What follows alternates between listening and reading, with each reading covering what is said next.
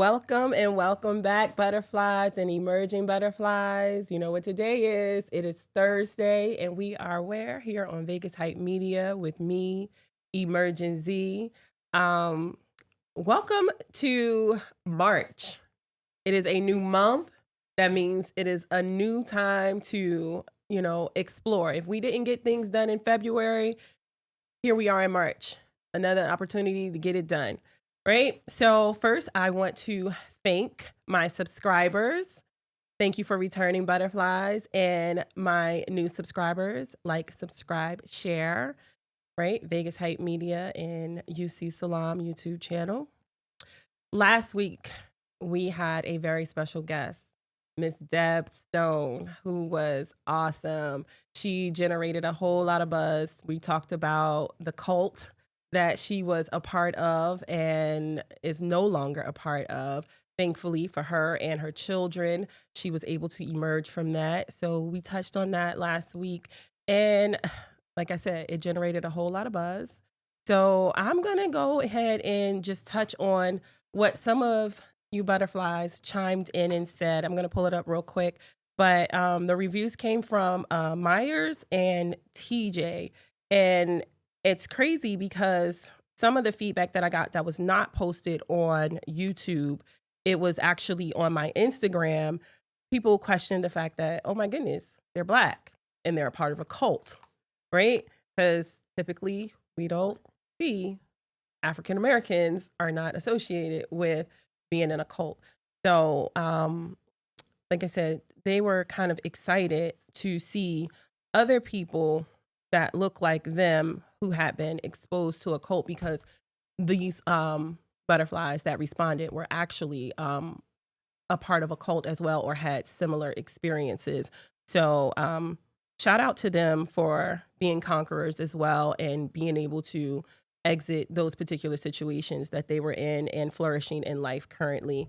You guys are going to have to forgive me. My voice is very much off today. I'm sure you can hear that, and I'm a little bit congested. So just bear with me as I work through that. And I am trying to find my notifications or the comments so that I can share exactly what was said. Yeah, so Miss Myers, she was, like I said, great conversation. She was happy that someone else, shared a similar story, but she does still love the Lord. I don't think we talked about that with Miss Deb and I. We actually talked about it off camera once we ended. She definitely still loves the Lord and is not against, Christ or religion. She just is not practicing in a church currently. So I feel like I could share that with you guys. So if you have that experience or had that experience, just know that it's not that we want you to shun or disappear or feel like God is not here to love you. If that's what you want to do, continue to do so, but just in a safe space. Always make sure you're doing anything that you're doing in a safe space, a space of love, in a place where you can flourish and be supported in life. So that was that. Then I had another beautiful butterfly bring up a word that a lot of people question: conflates, right? I'm not sure if all of you know what conflates is, and she was concerned that I grouped together religion, churches, gangs, cults.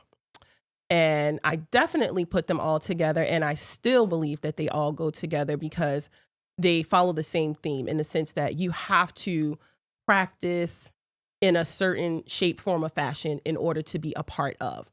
So that's why I put them all together. So I will not change that, but I do appreciate you using such a big word, conflates. Thank you. So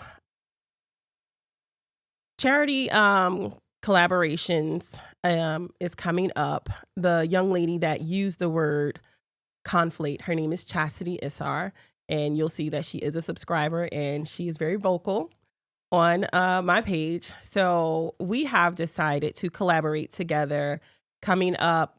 I think the middle of this month, we're going to get together and start doing a live review where her and I will just discuss the previous episodes and her take on it, my take on it. And you guys are welcome to chime in as well. Actually, I encourage it and would really appreciate it because I'm really interested in seeing how these conversations are changing your trajectory on life, or if it's not changing anything, if you still feel the same way, or, if it's an eye-opening experience for you. I'm definitely wanting to hear that kind of feedback.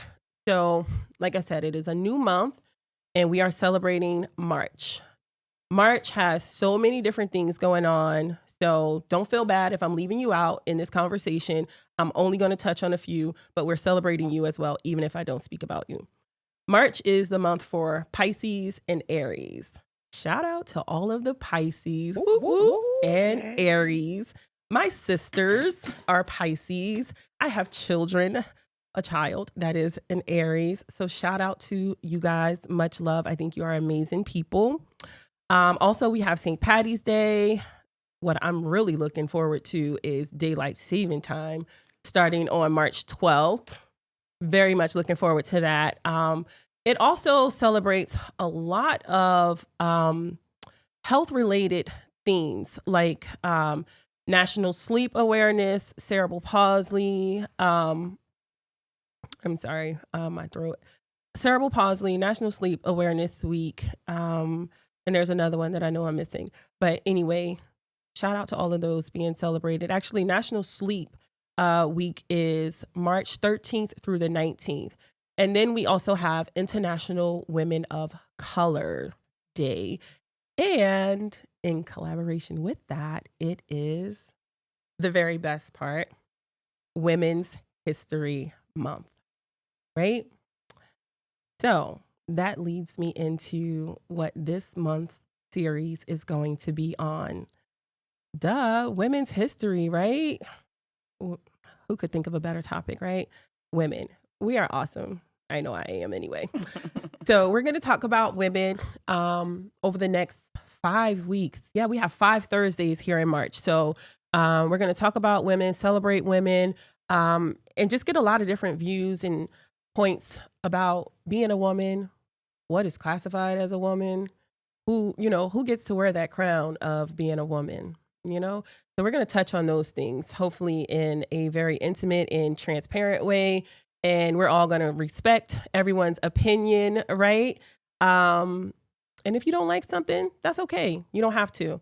Just leave a comment and we'll figure out if it's something we want to address or not, or if you just want to state your opinion.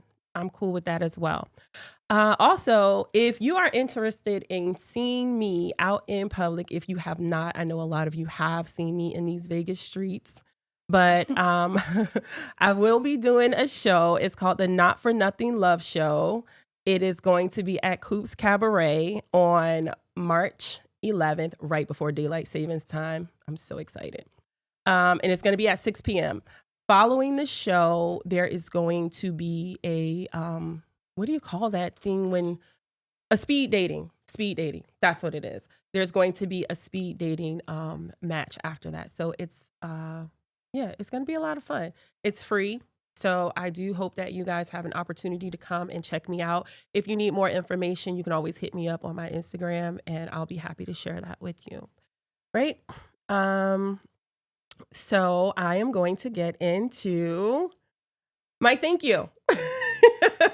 My other really huge thank you for this month, who is my sponsor. She came all the way from North Carolina, and she's also one of my Pisces sisters. Her name is Candisha Fudge. I call her Candy. That's why that came out wrong. But her name is Candy Fudge, and she has a business called Candy's Kitchen, and it is a catering service that operates in Durham, North Carolina, Raleigh. So I just wanted to, since she was here in town, say thank you and shout her out. Let you guys see her cute little face. That's my Candy. That's my butterflies. Candy. Hello, butterflies. I'm so glad to be here with my sister. Thank you for all you do. She supports me. Don't you wish you had a big sister? Anyway, so we're going to go ahead and get into this week's episode with my guest, who is, I hope she got all that out. Miss Natasha Smith. She is a local entrepreneur. She is a mother.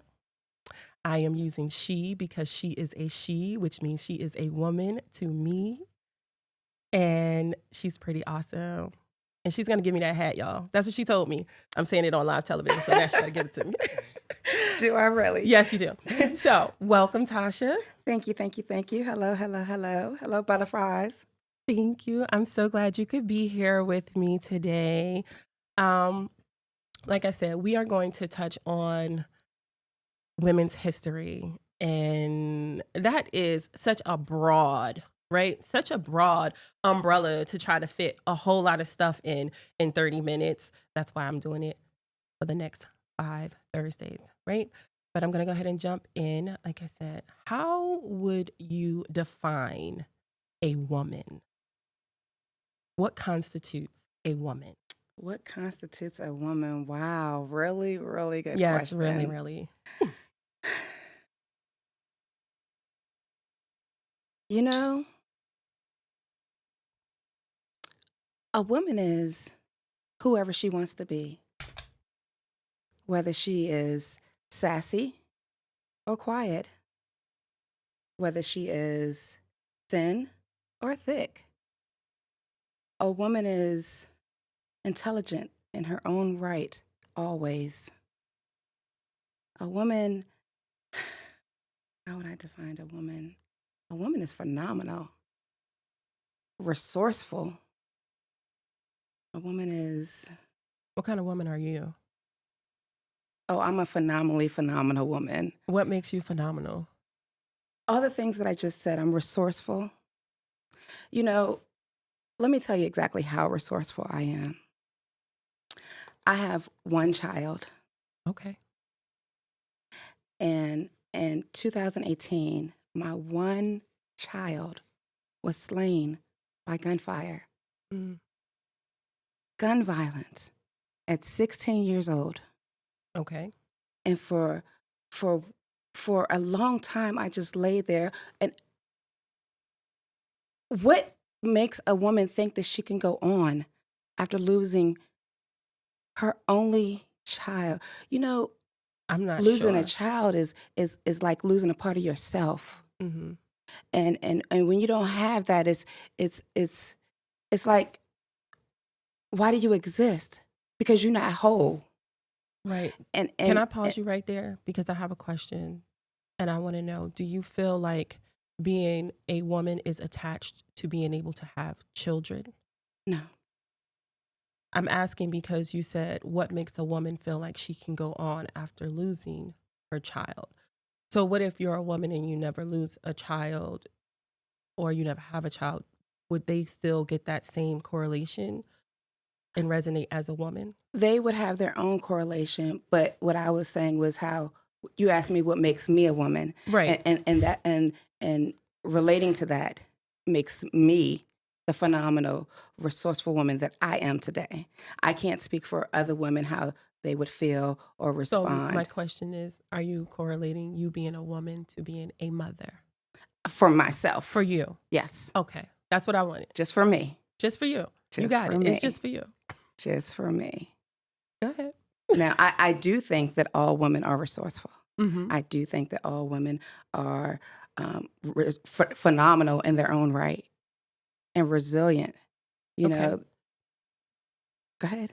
So when you think about women, are you including the women that were not born with the same genitalia as yourself?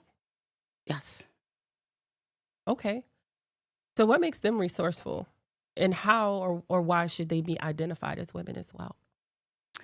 You know, in this life, we are who we make ourselves to be. And if that's who they want to be respected as, if that's who they carry themselves as, then so be it. There are, what makes them resilient is the fact that so many people tell them that they shouldn't do or that they shouldn't be who they are. But yet they are, and they carry themselves as a woman. in a Okay. woman's manner. So we're including them in Women's History Month. We are. Okay. So that specific question was directly related to men or those that were born of the male species and now identify, as women. Mhm. Would you place the same place women that were born women but now identify as men in this same category under women? So if they went and they had their, breasts cut off and they wanted to be recognized as a man and Mhm. not a woman, that is their right. It is their right, but would you still group them in women's history? Because I feel like there's some out there, and they don't identify as women, but they do manly things, or they identify as men now, but they've done great things as women. So would we still include them in our history? You know, I don't know. I think that I think that we would. You think And that you and, would? and and that may be double standard. And here in life we go through double standards in life. Absolutely. So that Things may be change one of them. every single day. Some days it works and then other days it doesn't. So it's fine. There is no right or wrong answer. Please know there's never a right or wrong answer, not when it comes to me. I just want to know. I simply want to know what your opinion is, your thoughts on that. So, having said that and made that clarification clear, where do you believe the history of a woman begins? Where do I believe the history of a woman begins? Well, the Bible says it begins with Eve. What do you believe? Um, I don't know. You don't know what you believe? I've never thought about where I thought that women history begins other than with, what I've learned in the Bible. Okay. So where do you think it's going to end? I don't. You don't think it's ever going to cease? Stop? Women? I'm asking a question. I'm looking for an answer. Do I think women will ever cease? No. I mean, where do you think their history, their legacy will come to an end or stop, if at all? So if the legacy or history of women was to come to an end, I mean the legacy or history of mankind will come to an end. So Absolutely. So I don't think that it will. I mean, I agree. I agree. I just wanted to know what your opinion, your thought of that is. And I feel like the history, the legacy of mankind starts with women, right? Because there is no reproduction, no more children, no nothing without women, right? So for me, I'm a little uneasy about the fact that we only get a month, right? Here's why. We have women's history, but it begins and ends with us, right? How come men don't have a month to celebrate what they do? They have anytime they want, just like we do. No. They don't. They have all of the time, but we have been categorized and boxed into the month of March. That is what the calendar says. That is what the calendar says. We are phenomenal. We should be celebrated all the time. Right, we should, but we're not. So do you have a problem, or do you see that as an issue? The fact that women have been placed in a month, yet men have free range. I think that we should do more to celebrate women. I think that we should do more to learn about great women. I think we should do more to learn about the struggle of women. Not just in a month, but just like all year, just like we learn about, cowboys all year long, just like we learn about Right, like anything. else all year long, which is men based. But I think that it's up to us, because somebody had to put it on the calendar for a month, so somebody else has to do something about that. Okay. Do you feel like, speaking about women from different backgrounds or from the LGBTQ other identifying women that don't necessarily fall in the sexual scope. Do you feel like it takes away from you and your womanhood at all? No, No. no, Why not? because I am me and they are them. Okay. Um, I have my own time and choice to show how phenomenal I am. I don't need to be carried on the backs of someone else, you know, any longer. I mean, the backs of our ancestors, of course. right, And I want, generations behind to be carried on my back, on right. our backs and the things that we do. So So what do you feel like your legacy is as a woman? What will they talk about as it relates to you in 100, 200 years down the line? I think that they will talk about how I helped underprivileged children. How that was my goal. That's your legacy. That's going to be it. In what aspect have you helped? Let's share with Vegas some So of the things that you've done. there is a teenage shelter here in Vegas, and they are open for several hours a day, but usually most of the year for teens to come there and take a shower, take a nap, get a hot meal, change of clothes, or something of the sort. And you know, when I moved to Vegas, I knew that I wanted to help someone like that, an organization like that. So I started, having little minor coat drives and Okay. blanket drives. So And it's safe to say you volunteered and put your time in. Can I ask, is that related to the fact that you lost your son so young that you want to give back in some form? um, so even before I lost my son, I wanted to start a nonprofit that helped young women. But after I lost my son, I felt lost. Okay. And so it made me want to help all young people, not just young girls. Mhm. So yes, losing my son is the drive behind me doing what I do.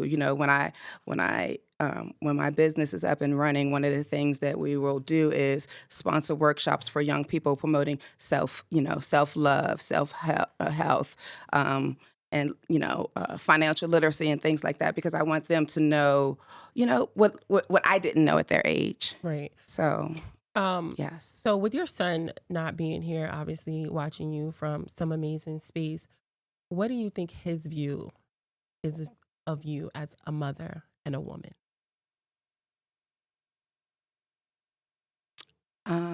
I hope he's proud of me. I hope he's proud of me. I talk to him and I tell him my decisions. I run my decisions past him, and I know that he's not going to verbally give me an answer, but I hope he's proud of me. I think that um, he knew that this was in me because he knows who I am as a person. Okay. So I have multiple children. Can you share or express, um, as a mom and a woman, for you what that was like to lose your son at 16?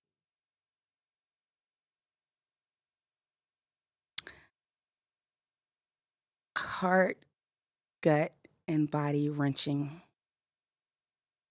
Um,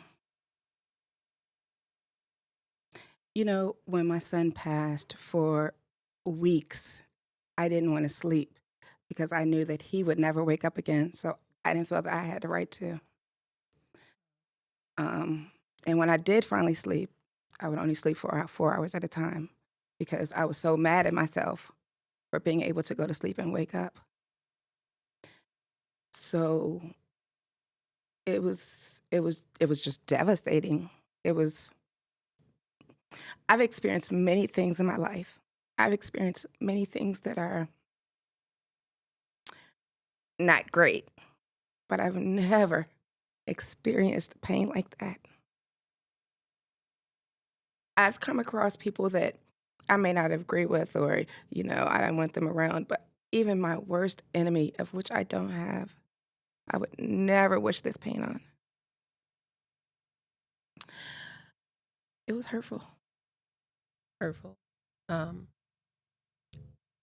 what are some of the things that you have been able to do as a woman to help heal? I mean, you never get over that kind of loss and that kind of pain. I don't know. I could only fathom what that is. And I have multiple children, and I still feel like it would be the same.